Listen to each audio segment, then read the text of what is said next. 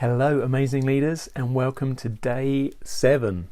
Well done. This is the first week done. So if you are joining me, then fantastic. Well done. You've done a whole week, which is brilliant. So things start to get a little bit easier.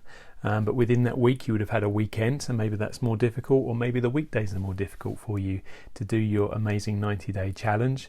But whatever it is, keep going, keep leaving comments, and keep encouraging other people in the group as well, please. Even if you're not starting something yet, encourage others to keep going, and then hopefully that will get you encouraged yourself to start something as well. So I always think that my job as an amazing leader is to encourage people to think differently and think better and think bigger. And sometimes that's with difficult questions. So today's topic, I'm going to ask you, who would you choose to live with? Now, you have to be a little bit careful. If you're listening to somebody else right now with this, then maybe don't make eye contact. Hopefully that's not the case. But I just want to put it out there that we have the option to be able to do different things. Now again, please don't do anything drastic. That's not what this is about. But who in your current group of people that you are living with, whether that's family or friends, who would make the bill? Who would stay on as someone that you would choose to live with? Maybe make a list in your head mentally about other people that you'd like to live with. If you could pick anybody in the world, who would it be and why would you choose them? I want to challenge you to think differently. And maybe you can't physically live with them, but what is it about them that inspires you that you would want to be around them more? Maybe think how big would your house have to be? How many rooms would it have to be able to fit everybody in that you'd want to have in that amazing house of yours with these amazing people? Do you think that people you're choosing would get on with each other as well? So not only have they got to get on with you and you with them, but they've also then potentially got to get on with each other, because a household with people arguing isn't a great thing, as I'm sure some of you will know. Would you be able to stay in your current town or country even, or would you have to move to a different part of the world to be able to not only have the people that you wanted around you, but also maybe the lifestyle as well that you'd want? When you get up in the morning and open the curtains, do you enjoy the view that you look at?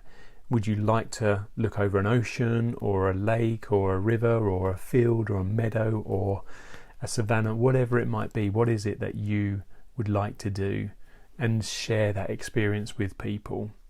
Would you want it to be warm or cold or rainy or dry or whatever it might be? Would it be tropical? You know, this is your environment that you're creating. And the reason I'm sharing this with you is because next week we're going to start to look at goals and dreams. And I'm really excited to share some of my ideas and thoughts around that with you as well. So make sure you keep coming back and listening to that, because we've got a whole week or so lined up of tackling different goals as well. And this is one of those potentially, is who do you want to choose to live with? Now, it depends how old you are and your current circumstances. I do get all of that, and I'm not saying do anything drastic, remember. But what is stopping you from moving to that dream home, that dream country, that dream place? Now, there is always a difference between going on holiday and then living abroad or living in another country. Holidays aren't reality, really, for many of us, but living overseas can be a fantastic thing to do if that's what you want to do.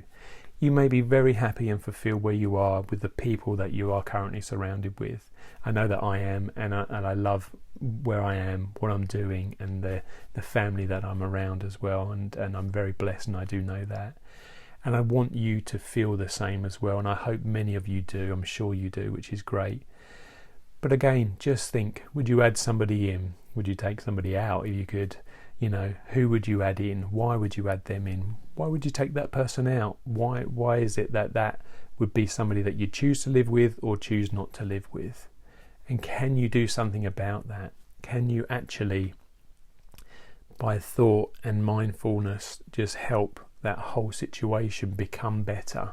And maybe that person doesn't have to leave, but maybe they become better. Maybe you communicate with them better, and in turn they communicate with you better as well. So again, an interesting one hopefully you thought of today. It's Sunday whilst I'm recording this, so we're at day 7 of the 90-day challenge. What is it that you're doing? What are your things that you want to accomplish over the next 13 weeks? If you've started already, you've got 12 weeks to go. And have you thought, maybe after this challenge, there's other ones that I'd like to do as well and add in? You don't have to wait to the end of the 90-day challenge. You can start a 90-day challenge whenever you want. So if you haven't already, I'd encourage you to get thinking, get planning, and start it today. I hope you'll have an amazing day. And remember, why be average when you can be amazing?